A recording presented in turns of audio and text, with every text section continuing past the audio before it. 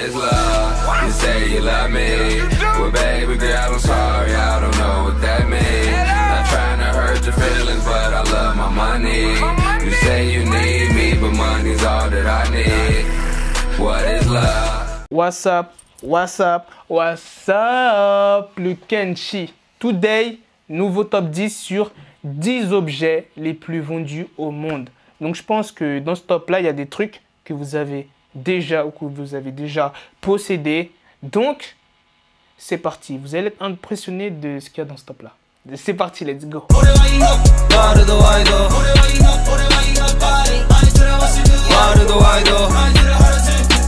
Donc, 10e objet le plus vendu au monde.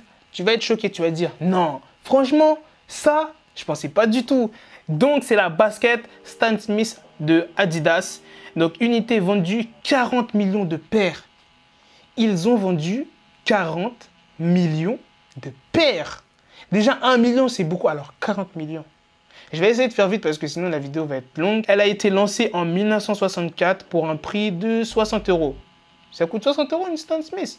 Mais j'ai jamais acheté cette paire parce que, je sais pas, moi, ce n'est pas mon style de shoes, si je peux dire, de shoes. Elle a eu chaud. La chaussure de tennis blanche et verte, le joueur Robert Hayes la conçoit pour Adidas au début des années 60. Et c'est sous son nom qu'elle sera commercialisée à partir de 1964. Elle ne s'appellera Stan Smith qu'en 1978. Adidas en stoppe la production fin 2011 parce qu'elle ne se vend plus très bien, à part en France. Et encore.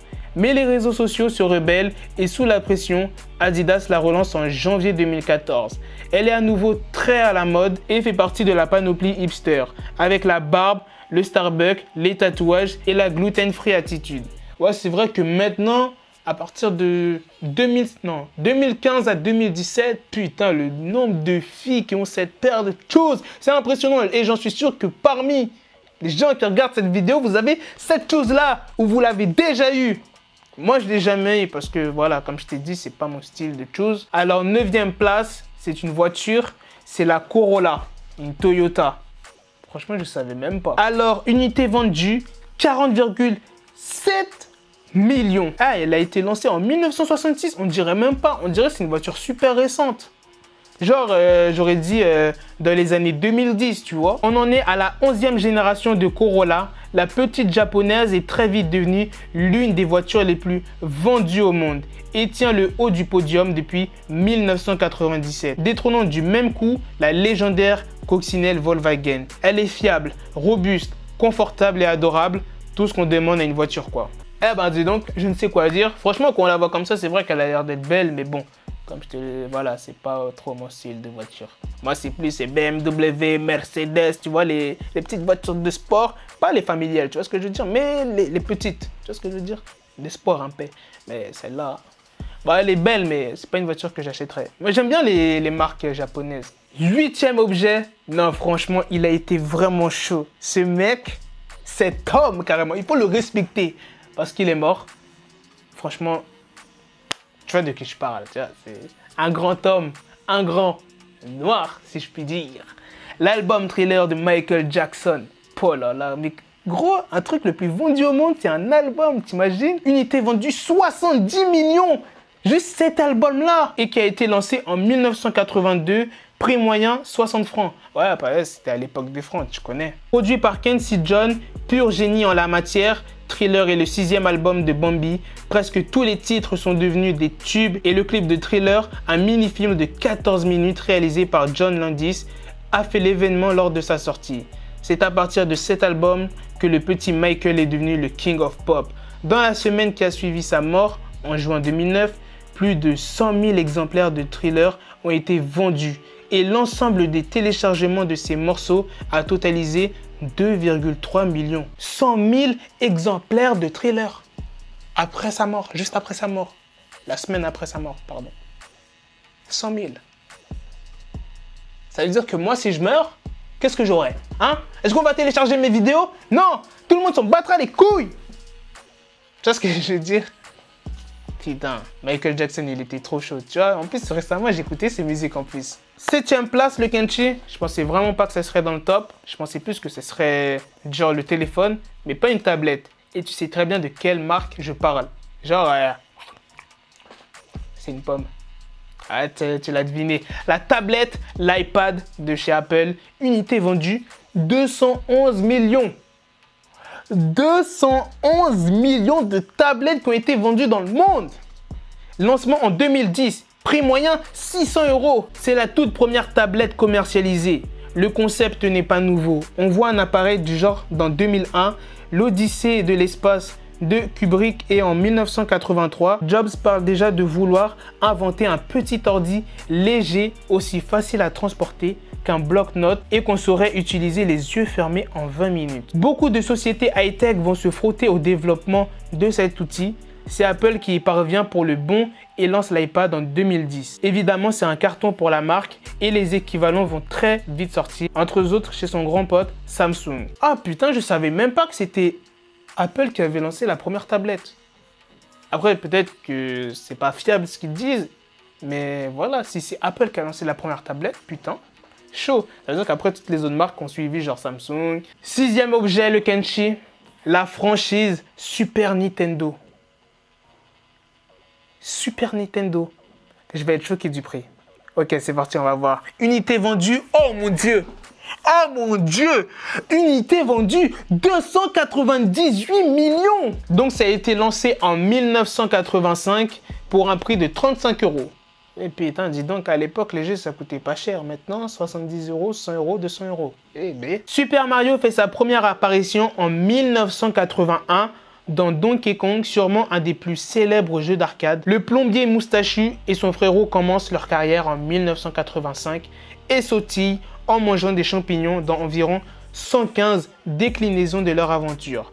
Toutes plateformes confondues, la dernière en date, Super Mario Maker pour la Wii, les joueurs pourront créer leur propre niveau et les partager en ligne.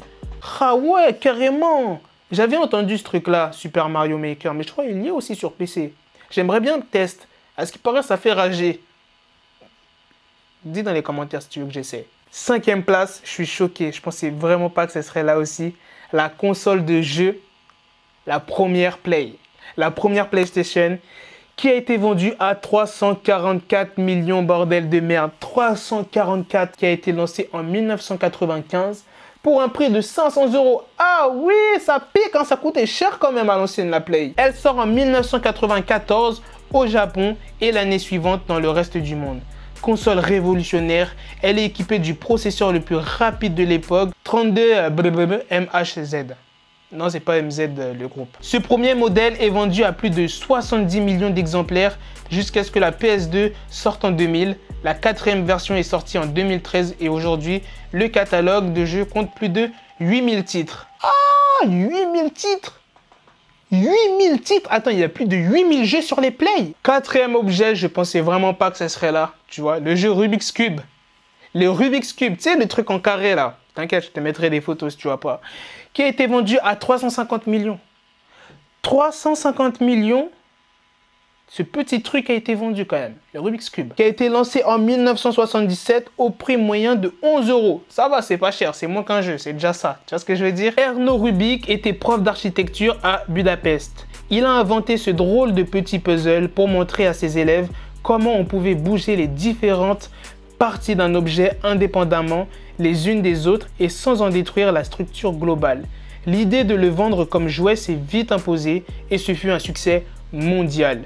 Des petits groupes se sont formés à droite, à gauche pour voir qui serait le plus rapide à résoudre le puzzle. Le premier championnat du monde a eu lieu en 1982 à Budapest, ville natale du cube, avec un record de moins de 22 secondes. Le plus récent record date d'avril dernier. Colin Burns, américain de 15 ans, a résolu le casse-tête en 25 secondes d'une seule main. Moi, j'y arrive jamais. Quand je prends ces trucs-là, j'y arrive jamais. C'est pas fait pour moi, ça, c'est les trucs. C'est les trucs d'un télo. Tu vois ce que je veux dire? Moi, j'y arriverai jamais à ces trucs-là. C'est pour ça que j'aime pas le Rubik's Cube, tu vois. Eh ouais, je suis jaloux de vous, là, ceux qui arrivent, là. Vous me saoulez. Troisième place, tu vas jamais deviner c'est quoi. Je te laisse une chance. Devine c'est quoi? C'est pas un portable, c'est pas une télé, c'est pas un truc électronique. C'est le livre. Un livre, gros. Un livre. Et Harry Potter.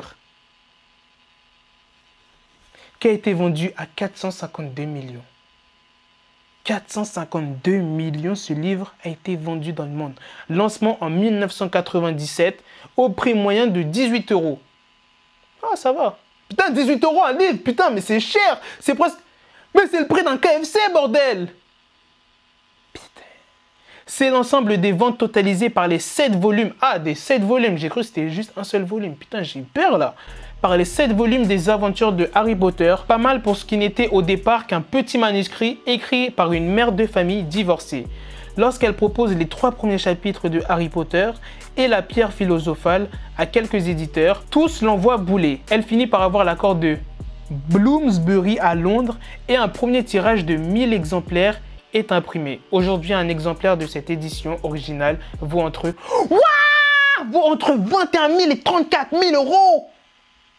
Un exemplaire, c'est pas l'original, un exemplaire de cette édition originale, ah c'est original, vaut 21 000, 34 000 €. Mais comment elle doit être tarpin riche, t'as vu? Maintenant, tous ceux qui l'ont recalé, ils doivent regretter de ouf. C'est pour ça qu'il faut jamais recaler les gens quand ils font des trucs comme ça, tu vois. Faut jamais, non. Faut toujours dire, vas-y, viens, on sait jamais. Il faut toujours penser si la personne, elle perce. Deuxième objet le plus vendu, ah, je me disais qu'il serait dans le top, c'est obligé. L'iPhone. L'iPhone, mais c'est lequel? Le premier ou le deuxième? Unité vendue, ouais, 700 millions d'iPhone qui ont été vendus. Lancement en 2007 pour un prix moyen. Bon, tu connais, ça coûte cher les iPhones. 600 € maintenant, c'est plus de 1000 €. C'est la débandade, c'est la branlitude. La branlitude. Encore un nouveau mot que j'ai inventé. Révolution dans le milieu de la téléphonie mobile. Apple sort en 2007 un smartphone vraiment super smart. Un écran tactile couvrant toute sa surface. Il n'y a plus de clavier physique. Il fait aussi iPod. Et il génère dans la foulée la naissance des applications dédiées. Des centaines de milliers de personnes dans le monde commencent à faire la queue devant les principaux magasins Apple la veille de la sortie du tout premier iPhone. Et le phénomène se reproduit à la sortie de chaque nouveau modèle tous les ans. Et ouais, maintenant, chaque année, quand Apple sort son iPhone, c'est la débandade, c'est la branlitude. Tu vois ce que je veux dire? Bref, première place. Ouais, bah dis donc, première place, je m'attendais pas à ça. Encore, je m'attendais peut-être encore à le premier iPhone, ok? Mais ça, première place, tu vas être choqué. Le vêtement de la marque, attention, c'est pas Nike. Non, c'est pas Nike, c'est pas Adidas, c'est pas Puma, c'est... Petit placement de produit. Non, je rigole. Levi's. Levi's. Je n'ai jamais porté de Levi's. Ah si, j'ai déjà porté du Levi's. Je suis fou, moi. Unité vendue. Unité vendue, c'est même pas des milliers. C'est même pas des millions. C'est des milliards. Des milliards, gros. 4 milliards. Lancement en 1853. Ah oui, quand même, ça date aussi. Hein, donc, c'est peut-être pour ça. Prix moyen, 90 €. C'est cher. C'est cher.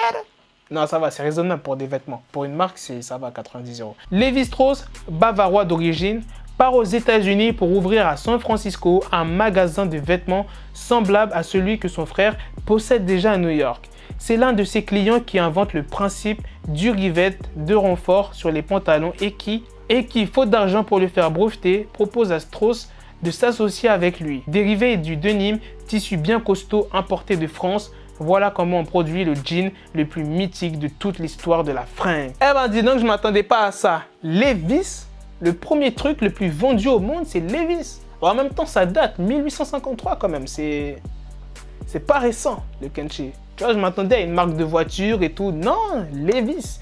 Bref, le Kenchi, si tu as kiffé ce petit top, je pense que la vidéo dure assez longtemps. J'espère que tu as regardé jusqu'au bout. Lâche ton likes, ton commentaire. Est-ce que tu penses de ce top et des trucs. Et dis-moi dans les commentaires s'il y a des trucs que tu as dans ce top là. Bon, je pense que la plupart vont dire un iPhone. Hein, voilà. Donc à la prochaine, les Kenchi. The bezel had to switch my schedule on my dick. She Lego, never Lego. Him, I stuck up on me, so I call it Velcro. Till I need my dinero pendejo. Him, my metro if it's about to peso like it's Go Diego. Make it right on schedule. Got the pistol on me with the dick extendo. Bitches in the back just like a fucking echo. Hey, that bitch told me you got pencil dick. She grip on my dick like a selfie stick. I got a big gun, I need help with it. To wet your babe up, Michael fell with it.